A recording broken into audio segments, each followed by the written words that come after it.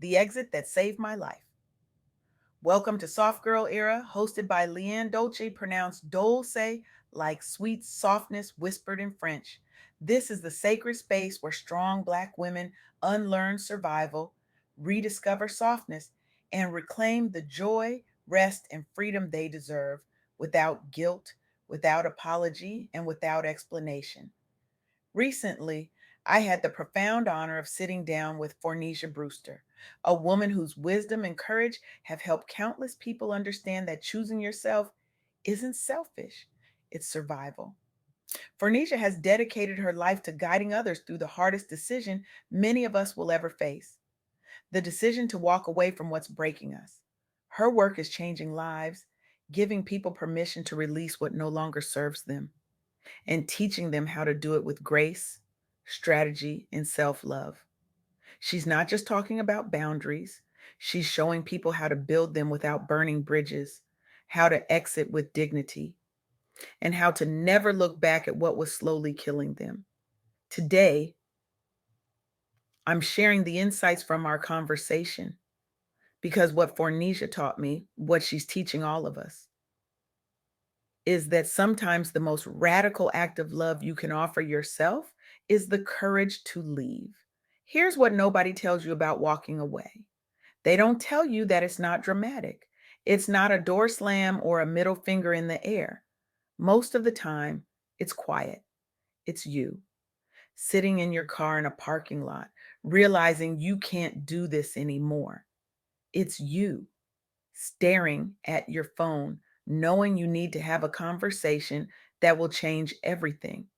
It's you lying awake at 3 in the morning, asking yourself how much longer you're willing to sacrifice your peace for someone else's comfort. And here's the other thing they don't tell you: walking away doesn't mean you failed. It means you finally loved yourself enough to stop pretending you could survive in a space that was slowly killing you.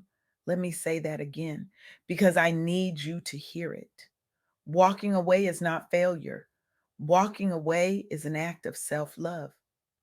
When Fornesia Brewster and I talked, this was the first truth she laid on the table. She said that for too long, especially for Black women, we've been taught that endurance is the highest form of strength. That if we can just hold on a little longer, push a little harder, pray a little more, things will get better. And sometimes they do, but sometimes they don't. And when something is consistently harming your peace, your health, your sense of self, whether it's a job, a relationship, a partnership, now the friendship, choosing to leave is choosing yourself. Think about that. Choosing to leave is choosing yourself. We've been conditioned to believe that staying is noble. That loyalty means suffering in silence. That love means enduring harm. But Fernesia reminded me, and I'm reminding you, that real love, the kind that heals and sustains you, doesn't ask you to break yourself to prove your worth. Let me tell you about Issa Rae. Before she became the creator and star of Insecure, before the Emmy nominations and the production deals and the businesses, she was a young woman in a relationship that felt comfortable but wasn't supportive of her dreams. She was afraid of being alone, afraid of starting over. There was pressure from culture, from community to stay and make it work. The whispers were loud: don't throw away a good man, don't be difficult, don't expect too much. But she got honest with herself about what she truly wanted: to fully pursue writing and producing. So she ended the relationship. She chose her purpose and her peace over comfort.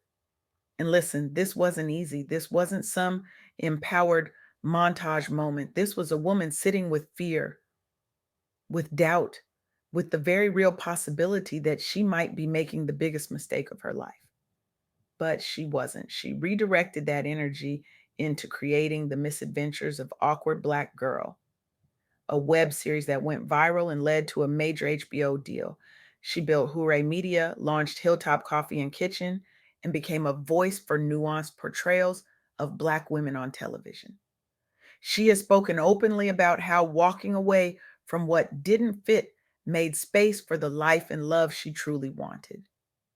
It's a story isn't just about career success. It's about what becomes possible when you stop forcing yourself to stay small in spaces that were never designed to hold the fullness of who you are. It's about the life that's waiting for you on the other side of your fear. And here's the second truth Fornesia shared with me, and it's one that might sting a little. You are allowed to outgrow people, places, and positions.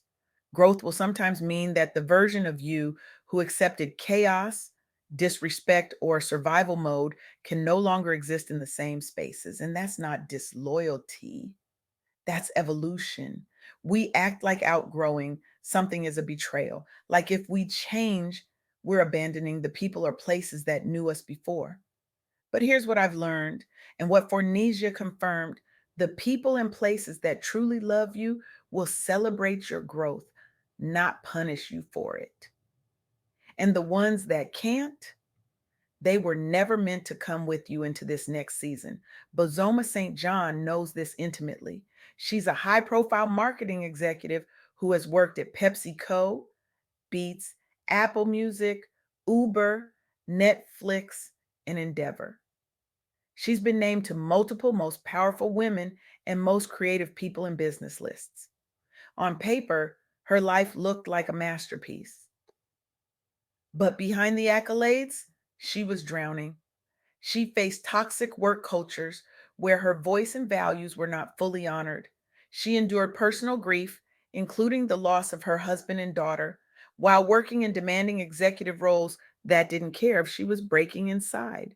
She navigated being a Black woman in predominantly white, male corporate space with intense scrutiny, where every move was judged, every emotion policed, every boundary questioned.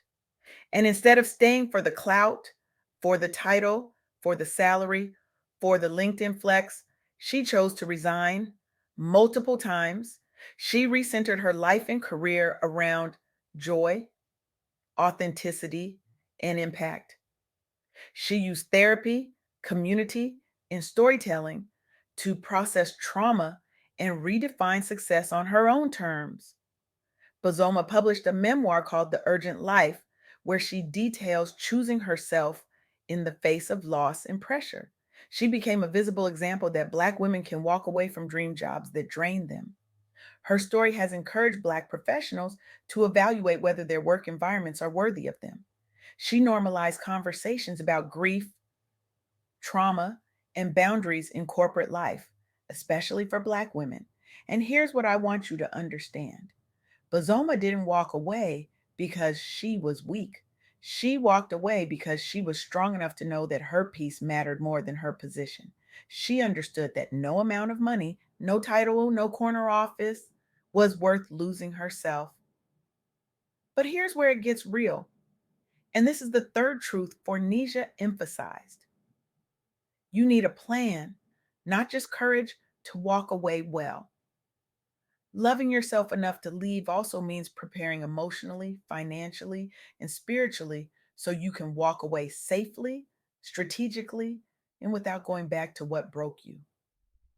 Because here's the thing: courage without a plan is just chaos. You can have all the self love in the world, but if you don't have a strategy, you'll end up right back where you started, or worse, in a situation that's even more harmful.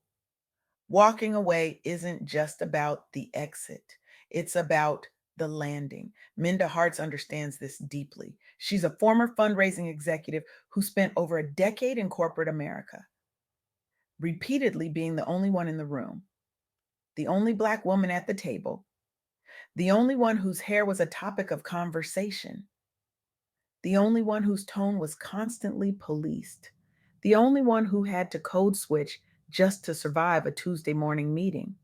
She experienced exclusion, microaggressions, and lack of sponsorship as a Black woman in predominantly white workplaces.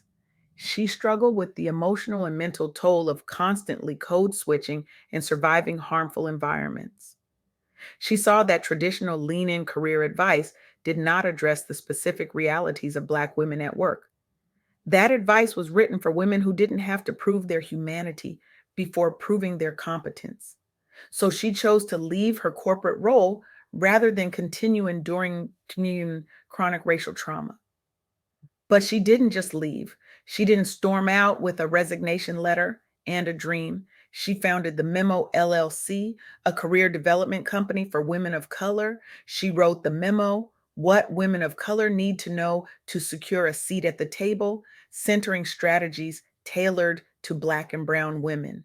She became a best selling author, professor at NYU Wagner, and sought after speaker on racial equity and workplace inclusion. Minda helped thousands of Black women gain language, tools, and community to advocate for themselves and to walk away when necessary. Her work has changed conversations about what Black women face at work and what it looks like to choose themselves. Many listeners and readers have used her guidance to set boundaries, seek healthier workplaces, or exit harmful ones altogether. Minda's story clearly illustrates that loving yourself enough to walk away from racially harmful workplaces isn't just about quitting. It's about using that healing to guide and protect others. It's about turning your pain into a platform. It's about making sure the next Black woman doesn't have to suffer the way you did. So let's talk about what a plan actually looks like, because I don't want you to hear this message and think you need to walk out of your job tomorrow or end your relationship tonight without any preparation. That's not wisdom. That's recklessness. And recklessness will have you right back where you started, except now you're broke, traumatized, and questioning if you made the right choice. A plan means doing a self respect audit. It means sitting down with yourself, no distractions, no excuses, and listing the top 3 areas of your life, whether it's a relationship, a job, a business partnership, a friendship, or even a habit where you feel drained, disrespected, or unsafe. For each one, write one clear boundary you will set or one step you will take to prepare to walk away if things don't change. Maybe that's updating your resume.